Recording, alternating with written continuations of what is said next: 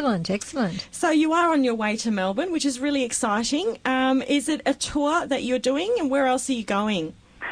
I'm not really doing a big tour as such. I'm just visiting Your Good Selves and another bookshop in town at Mount Hawthorn, and then I'm just going to really fly around booksellers and say hello and really introduce myself to the people in the trade there, because I haven't really done that so far, so I'm looking forward to doing that.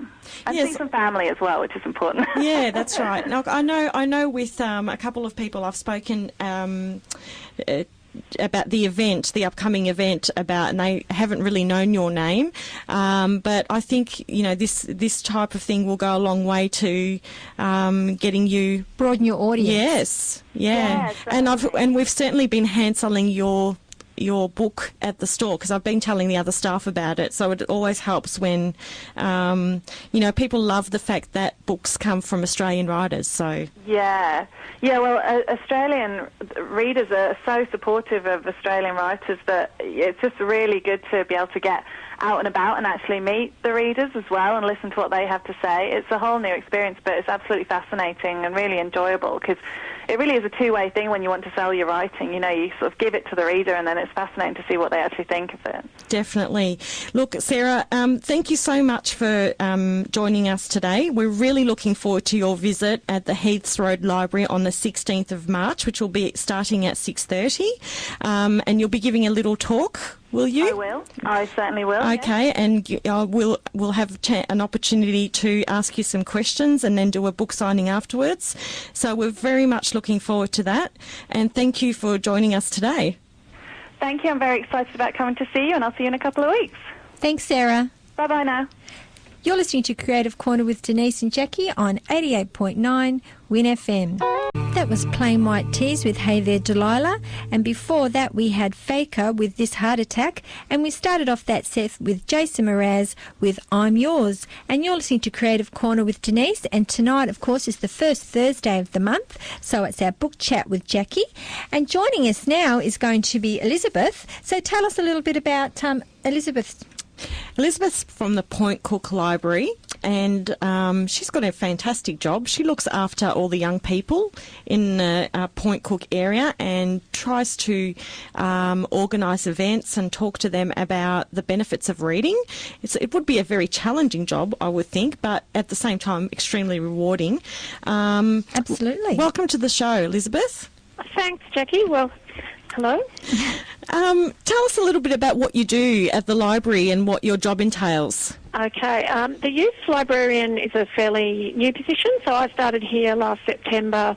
Prior to that, I was children's and youth down at Heaths Road, but this time I can focus just on the youth, which is great because that's my passion. So what I do is I buy for teenagers for the library, so I choose which books to buy in the collection, and I basically organise all the events, and that's the really creative part, is coming up with ideas to have at the library, things that teenagers might like to do.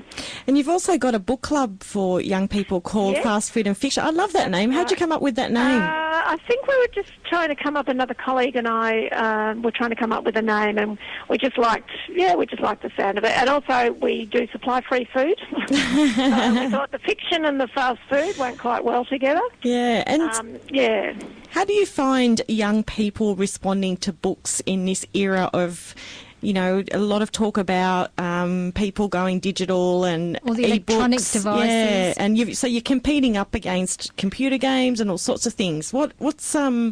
How do young people view books these days? Look, I think there are some teenagers who don't see reading as cool, and that's fine, but I think there'll always be book lovers. And basically I have thought, okay, well, you need to be part of the digital age. So I have a Facebook page that I run for my fast food and fiction, which I do from home. And I think that way I'm connecting with people or younger people in their way of communicating. So I have author websites, lots of links, and I'll put favourite books on, or popular books, new books. If there's something that's linked, like a film to a book, I'll put that on. So I make it a bit broader than just focusing just on the books. So I try and make it fun and interesting. And, it's quite nice these days how they've got, I call them these sort of like movie previews of books. Oh, book trailers. Yeah, it really makes them come alive, doesn't it? Yes, and I have book trailers on there as well. So basically anyone can search fast food and fiction within Facebook and they'll find our site. So what's the specific age group that you're aiming at, Elizabeth? Basically high school, so 12, 13 to 18-year-olds. But I'm organising a big event at the end of March called Loud in the Library, and this is the first of its kind that Wyndham's run, which should be really exciting. And that one, I've said 13 to 19, but look, to be honest, it's just young people. So if someone's 20, 21, I'm not obviously going to fuss. No, I was just going to say that that's a mixture of book events and other events, because obviously we're just trying to attract young people to the library. Mm-hmm. So I've got, well, the big highlight is I've got John Marsden coming, so author of When the War Began and the Tomorrow series. And so many kids are reading those at the moment. I shouldn't say kids, young people. Yes, or have seen the film, maybe have seen the film and not read the books. So that's a real coup. I'm so thrilled that John said he could do that. Absolutely. So he'll be coming, and I've got a manga artist who's going to come and do a demonstration, and young people can actually participate in that. And I've got an airbrush artist who's a wonderful portrait artist, and he, in fact, came out to our main branch at Heathrow for Youth Week, I think the year before last, and did a portrait of Edward from Twilight. So we've got that at the library. Do you know what he's going to do this time, or is it a surprise?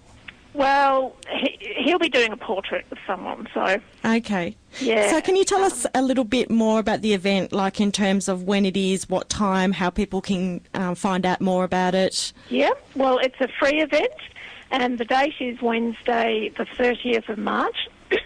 Sorry, I've got a foggy throat. Wednesday the 30th of March, doors opening at 6 p.m. And what is special about this event is that it is for young people only. So we actually normally close at 6 p.m, so all the other patrons will be leaving, and the doors will be open only to young people. So fantastic. That's a very special event. So and do they need to call the library? Sorry? Do they need to call the library to register?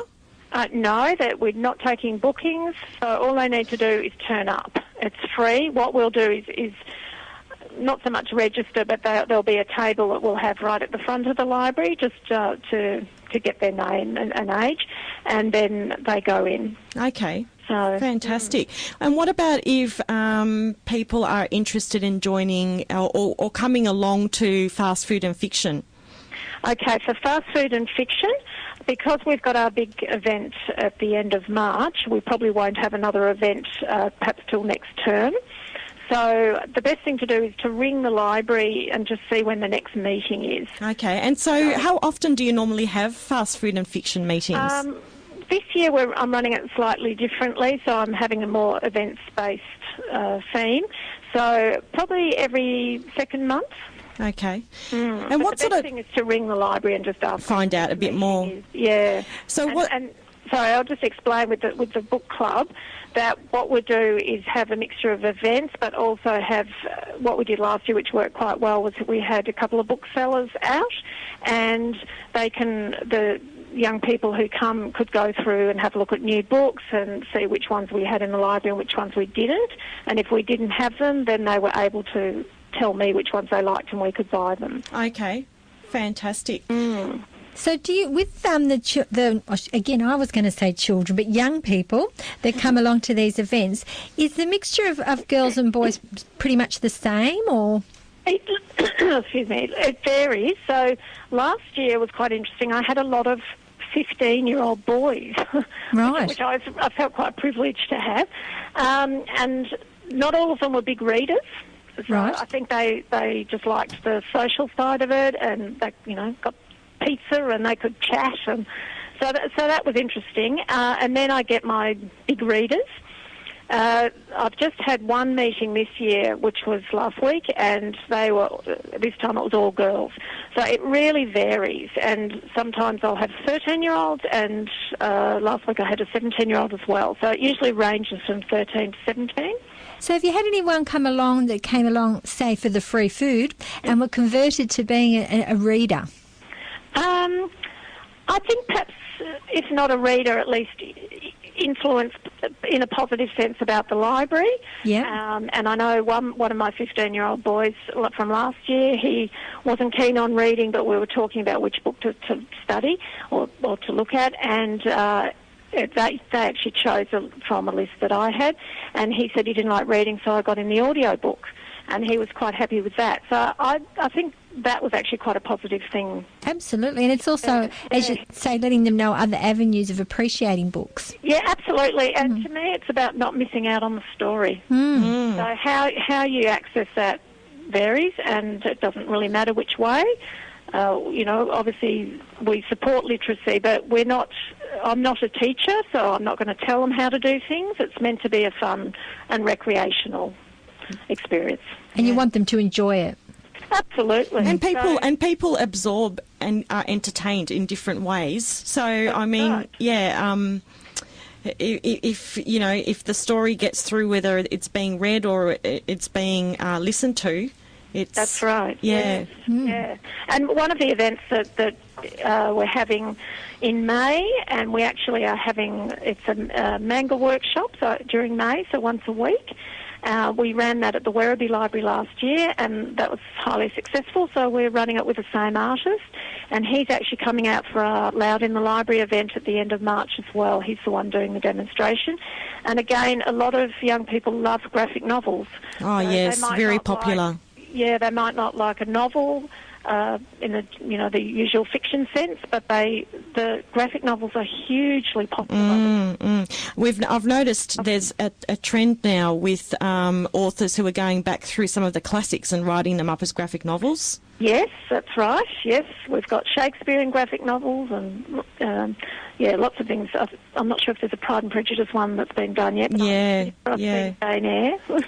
I'm sure it would. I was going to say, I'm sure it wouldn't be far away if it hasn't been written exactly. yet. No. Just one more thing. This is more from just a curiosity point of view, but how do you feel young people are reacting to being able to read books on digitally versus books? Well, the interesting thing is I've never come across a young person who has a digital device for reading books. I've read that the trend is actually middle-aged women. So I haven't met a teenager yet who actually reads online, or if they have, they might have tried it once or twice, but I haven't met a teenager who said that's how they read now. That's interesting. So it'll be interesting to see whether it's partly, I think, a financial thing, maybe, yes. and partly perhaps they just haven't got into that. Are they keen to try it? Like, do they want to? Is it like a cost thing where I'd love to have it, but I can't afford it, or are they not even really registering an interest?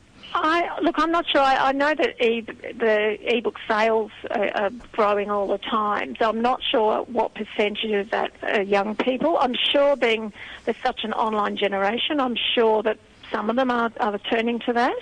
But I can't say that any of the teenagers I've met or my own have shown an interest in it. So I'm sure there are some out there, but I don't think there's anything quite like a book, though, in your hand. Yes, and the other beauty of the library is that it's free. Absolutely, and Point Cook Library is a great library, one of our newest libraries, if not newest one. So it's great to take advantage of it.